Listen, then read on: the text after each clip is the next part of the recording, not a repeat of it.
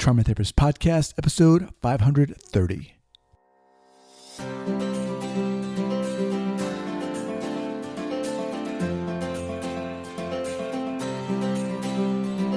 All right, welcome back to the Trauma Therapist Podcast. My name is Guy McPherson. My mission is to raise the awareness of trauma and to support and inspire new trauma therapists just starting out on the trauma-informed journey. I do that. All right, welcome back to the Trauma Therapist Podcast 2.0. My name is Guy McPherson. Courses and workshops. My mission is to raise the awareness of trauma and to support your therapist of any kind. And you work with individuals who've been impacted by trauma. I invite you to do that on my website at traumatherapist 2.0. Online courses and workshops and project.com. All right, let's get started. If you're a therapist of any kind and you work with individuals who've been impacted by trauma, I invite you to head on over to my website at thetraumatherapistproject.com. That's thetraumatherapistproject.com. All right, let's get started. So 5, 4, 3, 2, and 1. All right, folks, welcome back to the Trauma Therapist Podcast. Thrilled as always to be joined by Sarah Peyton. Sarah, welcome. Oh, Guy, I'm very happy to be here. All right. So Sarah is a certified trainer of nonviolent communication. She teaches people how language changes relationships in the brain. She works with audiences internationally to create a compassionate understanding of the effects of relational trauma on the brain and writes about and teaches people how words change and heal us. Her special interest is the way that difficult events impact our automatic brain patterning and how to transform our tendencies towards self-criticism into self-worth. Her first book is titled Your Resonant Self, Guided Meditations and Exercises to Engage Your Brain's Capacity for Healing. Her second book, which we're going to be talking about today, is titled Your Resonant Self Workbook, From Self-sabotage to Self-care. It takes us through the world of relational neuroscience and, using the lens of unconscious contracts, explores how our brains, nervous systems, and bodies react to the brains, nervous systems, and bodies of others. This workbook provides the tools to turn inward with kindness, warmth, and curiosity and create opportunities for self-healing. And I'm going to be kind to myself because I unplugged my computer power cord again. Hang on one second. Okay, we're hanging on. All right. So welcome again. Let me just say that before I ask you questions about your book and start off here, I opened the book and I was going through it and I was like immediately taken in because it in gently, I don't want to say force, but it invited me to really ask questions about myself and what was going on with me and the patterns that I certainly have that are stuck patterns, I would say. It's intense. Yes, it is. It's intense. It's not a joke. I mean, the way you ask questions, and this is something I think that I've noticed about you, the way you ask questions and the kind of questions you ask are very absorbing, and they cut to the bone. So having said that, we'll jump into maybe how this impacted me more, not to turn this to me, but thank you so much for being here. Why did you write this book? I wrote this book because I wrote the first book, the Your Resonant Self book, and I was traveling all over the world. Of course, it was before COVID. I was physically traveling all over the world, talking to people everywhere about self-warmth, which is so important and changes absolutely everything, from the very sort of microcellular level of the immune system to how much oxygen our red blood cells carry, to how quickly we heal from viruses and colds, to the macro of how we treat each other and what kind of systems we create and how we deal with things like systemic injustices. So it's like from the macro to the micro, self-warmth is the most important thing. And yet people would be stopped as I would guide them toward the possibility of self-warmth. They would be stopped. And what was so surprising to me was that they would be stopped by their own integrity. that they would, that like there would be like, I can't have self-worth for myself because I really truly believe that I'm not worth it. It would not be an integrity for me to have self-warmth. And then of course other things too. I can't have warmth for myself. No one in my family has ever had warmth for themselves. That would make me a complete total alien in my family system. So many different ways that people were blocking themselves from this incredibly important movement that's so important for our world and for ourselves. And and so I thought, what's going on? How are we blocking ourselves? And I started to think of it as a kind of a contractual agreement that we had with ourselves. And I often think about these contracts, which is what the workbook is all about, as um, as ways that we stop our vulnerable human bodies from being in relationship with the world as it is. And so, surprisingly to me, when we began to formulate these ideas about integrity and loyalty and stopping the harm to ourselves and others, then the contractual language really worked for people. It was Mm. like it gave them a sense of the seriousness of the agreement that they were engaged in with themselves to make things, to make the harm stop, however, whatever the perception of harm was, Mm. even though those contracts were really outdated. They really Mhm. came from earlier days when we had no power in our childhoods, or moments of intense trauma when we were adults, when we had no power. They're contracts made to help us with helplessness, even though now we're not helpless. Right. So once people began to see this with the contractual language, they started to go, hey, I don't want this. I release myself from this contract. Mm. And then, of course, the next question is, what do we put in its place? And so we started to play with blessings, and people all over the world were saying, instead of believing that I have no worth and no substance, I give myself the blessing to believe that I have substance. And there was such a change, and people got to go in the direction that I wanted them to go in. So that was why I wrote the book. So the why of why people, for example, uh, say to themselves, "Oh, I couldn't, feel self warmth to myself," is, and I know you talk about this in the book, though, but is that both conscious and unconscious? Is it because of these unconscious contracts that we have with ourselves? Yes, and it seems that what all of us know is we know part of the contract. So this is why I call them unconscious contracts, because part of it's conscious. People will even remember the moments when they make the contracts. Like for example, I remember that I was in seventh grade and I got the highest score on the math test in the classroom. And I looked around, and people were really nice. They weren't being mean or anything, but I felt like I was so different from them. Mm. And I was like, I quit. I was inside myself. I was like, I quit. I am not going to be the smartest one anymore. And it was like a relinquishment of a gift, it's sort of terrifying. So I knew that part. But what I didn't know was what the in order to was. So I knew, I swear to myself, I will no longer be the smartest one. And I could sort of guess in that the in order to was in order to belong, but there's something deeper, because when we don't know, when we think we know what a contract is, then we don't actually know. There's something deeper, and it's usually relational. Like, we think of ourselves, we're raised in the Western world to think of ourselves as little autonomous individuals. We have our own little trauma packages. We're walking through our lives, doing our thing. We need to take care of our own trauma. Like, there's not really this sense of relationality. So if I go deeper there into, I will not be the smartest one in the room, it goes directly, I can feel it. I haven't actually done this one before, so this is a live demonstration.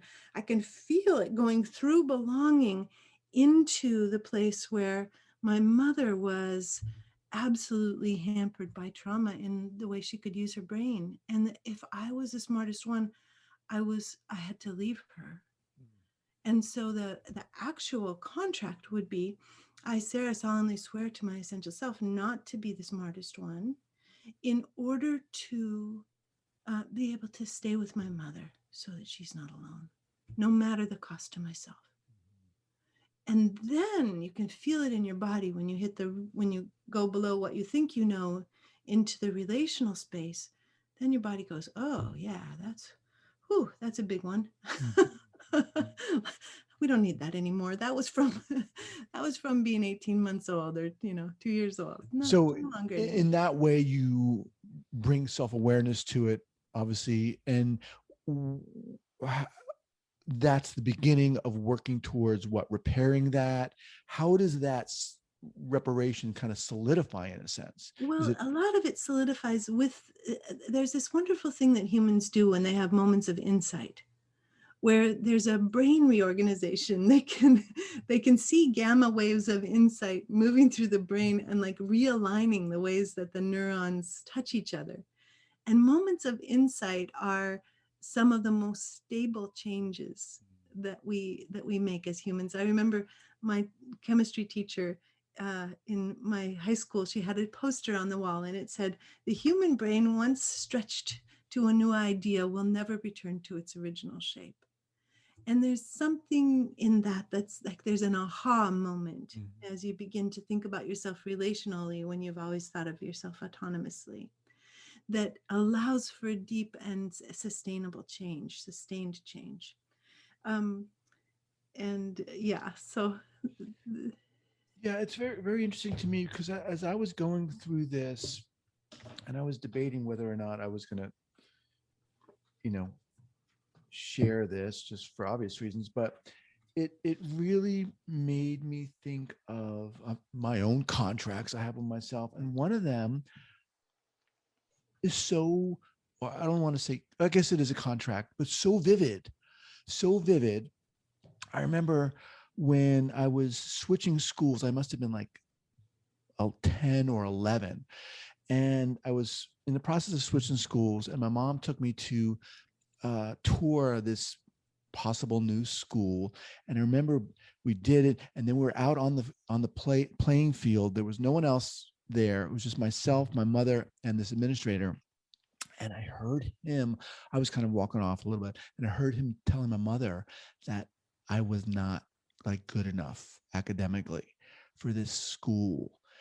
And Sarah, to this friggin' day, I had this thing about not being smart enough. So I'm almost like the exact opposite of you. I will Like believe I'm not. not being smart enough. Mm, And you probably can imagine the many ways that potentially could have impacted me, and it did. And yes, still to this day. And I'm like, holy crap. So it's crazy. yes. It is crazy. It's and the definition that you use in terms of trauma in the book, you say you're going to use a kind of a non-traditional definition of trauma, really kind of sat with me. So anyway, I just share that because it's going through this book, I love the way you organize it and allow people to meet, come face to face with these contracts and Mm. work through them. So it's intense. It is. It's very intense. You're making me feel. Darn. That's it's what it is. It's like you feel it. You feel it. It's great. We all have these little things, and Yeah, not so little. yeah, yeah, yeah. We really do, and they're made out of our best effort to survive. The contracts are made out of our best effort to survive. They're made out of our best efforts to love, to care for ourselves. Like, I mean, the whole thing when we have those moments, like this moment that you're describing, and I don't know what the inside of it is for you, but for many people, in those moments, we like relinquish the idea that we could be smart or beautiful or loved or whatever in order to keep ourselves from ever having a broken heart again. It's like, well, I never want to be surprised by that kind of thing again. So Mhm. I'm just going to believe that I'm not good enough. And then if I'm just carrying that protective belief through the world, I'm going to be okay. I'm not going to ever have my heart broken like this again. And we humans do not do well with unaccompanied disappointment and heartbreak. So let's talk a little bit about how, first of all, who's the book for? The book is for um, folks who have thought about this idea of self-warmth and have thought that is not possible for me. It's for people who are interested in the brain, because it's got a whole journey through all of the systems of the brain and the body and their interrelationship and how it circles around emotions. So anybody who's interested in the brain would also love it. And people who are just kind of like thinking that change is not possible. Mm, People who are I think tired. that way. Oh. I do. I do honestly feel that way. Go ahead. Let me just input that. I do feel that way sometimes. I get caught in there. And of course, then all of my contract neurons are sparkling and going, oh, a contract to believe that change is not possible. What a good Yeah, contract. yeah, that's crazy. Yeah, Oh my yeah, God. yeah. All right, so let's talk a little bit about how you organize the book, because I love the way you did it.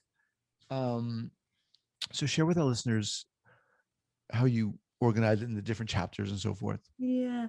Well, it follows along with the original book, Your Resonant Self, to bring this added dimension. So it's got a little bit of a review of the brain system and how it gets involved in contracts, and then what kinds of contracts it'll make. Because of course we all have all different kinds of contracts. We can have contracts about how we see ourselves, as you and I both spoke about from our childhoods. We can have contracts not to feel certain emotions, and these start Mhm. so early. You and I think, have talked about Beatrice Beebe's amazing research before. She's the one in New York City who has been doing 30 or 40 years of close video of moms and babies. And what she discovered is that by the age of 4 months, we have edited our facial expression vocabulary to match that of our mothers. Wow. So if our moms were raised with avoidant attachment, one of the hallmarks of avoidant attachment is that avoidantly attached moms don't pick up their babies when they're crying. So if we've been raised with avoidant attachment, we've learned that the entire circuit of panic grief, which is one of Panksepp's circuits of emotion and motivation, needs to be turned off or diminished as much as possible.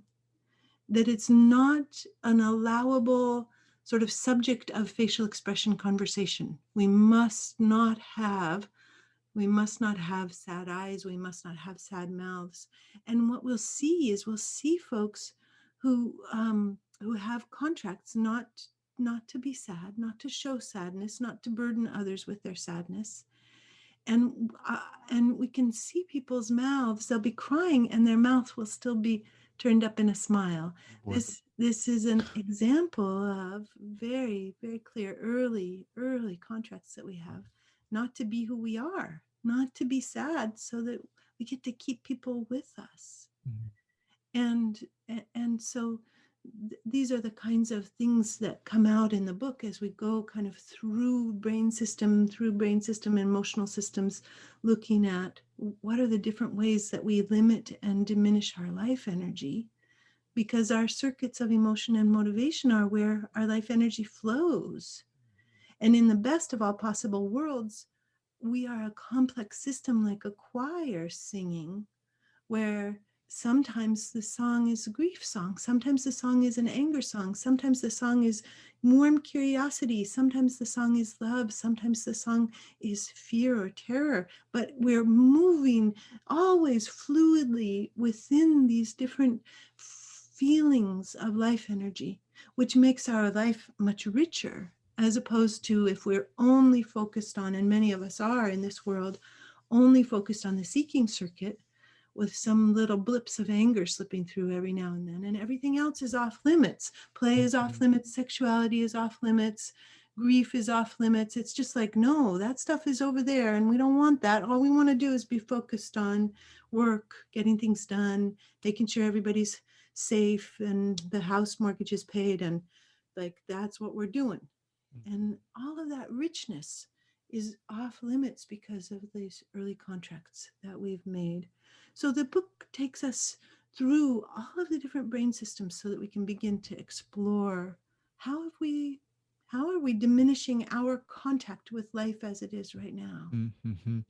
Yeah, what you said about you know, allowing ourselves to be who we are. And when you said that, I was like, okay, where is that within? What does that mean within what you're the context of what you're talking about?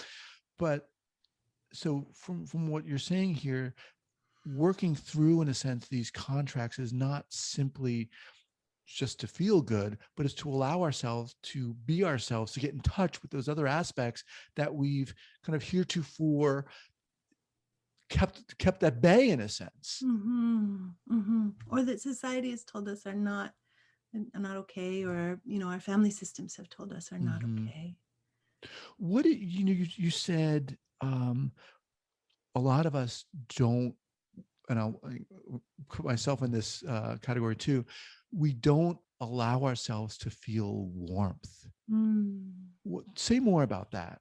Well, each of us have, as a mammal, we all have a warmth circuit. We all have a care circuit. So we've all got the equipment.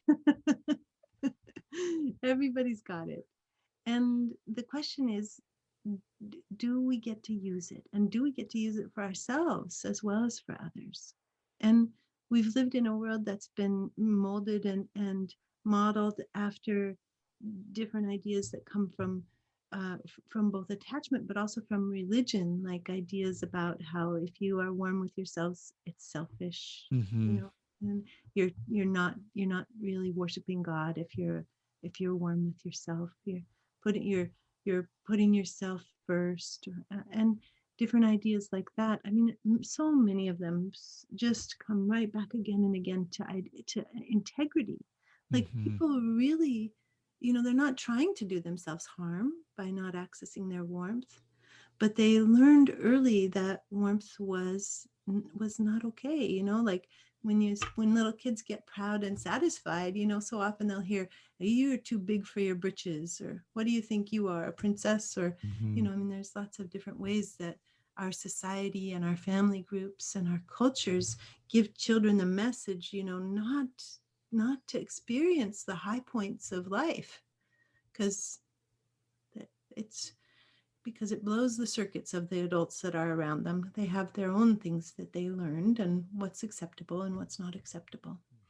Um, One of the statistics that I find so fascinating is that in North America, 95% of white males drink alcohol. There's only 5% of white males who do not drink alcohol in North America. When you say drink alcohol, what is that? Just like on a regular basis, Yeah, or? regular basis. Yeah, yeah. And that's a higher number. The 95% is a higher number than any other group, Mm. any other socioeconomic ethnic group is white males. And if you think about the allowable emotional expression for white males, it's very small. Right. It's a very small emotional expression. This reminds me, if I may, again, you say you talk, and it just brings up a lot of memories for me. It reminds me of our youngest daughter is 5.5. So this happened right before she was born. I was at work. I was working in a clinic in Northern California, and I remember we were doing a group, and I was at the board doing something, and I started feeling like really like a pain in my chest, and my left arm was like bothering me, and I was like, oh man, something's going on. So I went home, told my wife Lauren. She said, you need to go to the doctor right away. And fortunately, we were living in Oakland, really close to the hospital. I went to the hospital, and they were like, okay, they were trying to be very calm because these were the signs, classic signs of like a heart attack. Brought me down to the emergency room. I got on a gurney in a room. I was by myself. The doctor came in and he started talking to me and he said, really, really awesome doctor. He's like, just talking to me, like, what's going on? Da, da, da. And I said, um, we're about to have a baby. And he said, whoa, his response to that was just very human. And I broke down. I Wow. broke down, Sarah. And I Wow. was like, in a way that I hadn't before. Mm. And we were talking. And he's like, all right, stay here. He had checked my vitals such that and knew that I was okay at the moment. He left the room for about 5 minutes, and I was laying back on the gurney. And I remember calling or texting my wife. I had never felt more relaxed and Mm. calm in Mm. that moment. And it was just what you're saying. It was like I wasn't allowing myself to express all these different emotions. It's so true. You speak the truth. It's crazy. That's why I would say it's so, you read this book, you cannot help but see your oneself in it. It's how we get through life. And of course, there are different levels in a sense, right? Some people work out these contracts through addictions Yeah. and so forth. Yeah.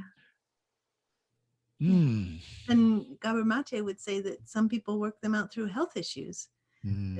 That he has that beautiful book, When the Body Says No, and all about the ways in which our health comes in to try to save us from our own contracts, to give ourselves away completely and never Mm. leave even a bit for ourselves. So we see it everywhere, in our addictions, in our compulsions, in what makes us ill, in what makes us well, in the ways our relationships work, and how much meaning we have, how much depression we have, how much Mm-hmm. anxiety we have. The idea that we are challenged by allowing ourselves to feel warmth, to me, is sad. Yeah. It's very sad that we grow up like this, or things happen to us. What were you saying? 4 months old? Yes, by 4 months old. Yeah. Crazy. Before words even come. Yeah, we're already matching. We're such little pattern matching beings. What Yeah. did you one of some of the things you learned through the writing of this book? Oh, I learned through the writing of this book, um, to just have so much love for us humans, just so much warmth for all the funny things that we do to try to make up for, not having accompaniment, to not experiencing a world of resonance. And and it's a journey that strips away blame. Mm. As we take it, we start to think, oh, here's, for example, if I've always blamed my mother for certain things, and all of a sudden I'll go, oh, she had terrible contracts, Mm-hmm. contracts that kept her almost entirely locked away from life as it was. There was just little slivers of moments where I got to touch her essence. Or, oh, I have a grudge against an entire class of voters, in whatever my country is, or political party members, and I can go, oh, and their contracts are extraordinary as well. Mm-hmm. Yeah, and of course, it also, I mean, I think for all of us, there are these bewildering moments when you say things really clearly to people, and you know that you were very clear, but what they hear is completely different than what you said. And you go, oh, it was a contract. Mm-hmm. They're not just trying to make me crazy. Mm-hmm. They're not being stubborn. They're not being, um, they're not being obstreperous. They just have contracts. Mm. So yeah, so really allowing for the complexity of the human being. One of the questions I love, and I think it's early on in the book, is, are you willing to love yourself or to like yourself? Are you willing, like the phrasing of that I really like, because it's very allowing in a sense. Are you willing to think this way? And it's a deep question in a sense. Yes. Can we even start here? Are you Mhm. willing to, like, what would it be like? um Really interesting. Yeah, I think I was really struck by how the book really invites you to think about what's going on. And just as you're saying, there are reasons for how we're all kind of muddling through this crazy world, this crazy life. Ah, But at the same time, there are ways that we can become richer, right? We can meet life more. I love that. mhm. I definitely could benefit from that myself. So, Mm. um, all right, Sarah, in terms of, a lot of therapists are listening to this, a lot of survivors and trauma therapists, survivors are listening to this. Um, my guess, and obviously, correct me if I'm wrong, but I think this would be a really good piece for a therapist to not only read, but to take into their toolkit, as it were. What are your thoughts? Yes, absolutely. And I've really been loving your response to the book because it's been so warm.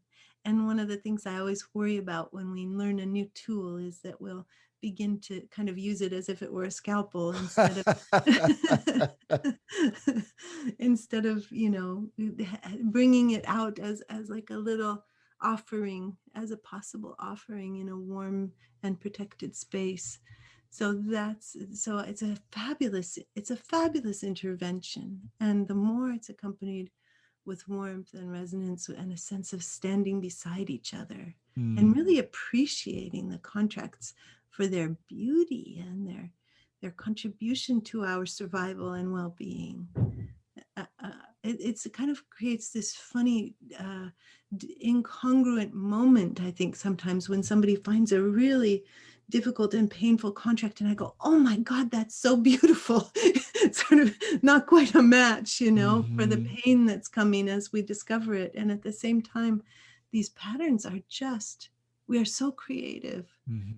Yeah, so definitely a lovely addition to the offerings that people can bring to each other in any context. Yeah. Awesome, awesome.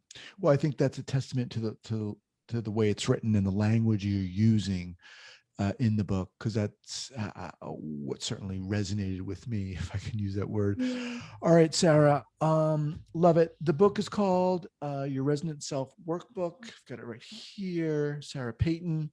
Sarah, what's the best? First of all, I mean, I'll have this linked up at the show notes page, but where can people get the book?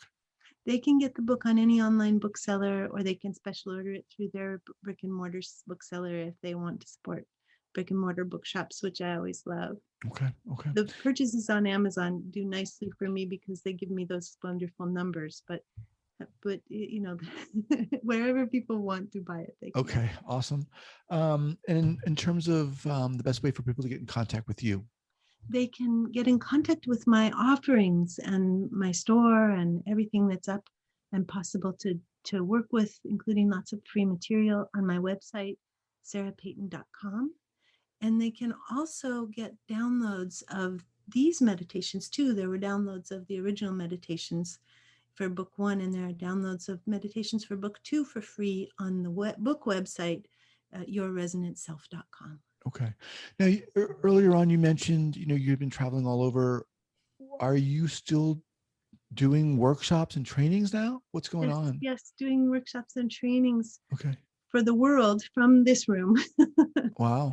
Yeah, I was working for India last week, and I'll be working for Turkey in July, and Exciting. Poland at the end of this week. And yeah, so there's lots of stuff to dive into if you're intrigued, if you're interested, if you have a sense that this is a good trail to follow. Awesome. Yeah. Well, Sarah, it's always a pleasure talking with you, and I love the work you're doing. It just it cuts to the core, and it resonates with what I hope this podcast is about. And thank you so much for coming on here and again doing this amazing work. Oh, and thank you guys for the work that you do, bringing this stuff out to people who can use it. I appreciate that. All right, take care. Be well.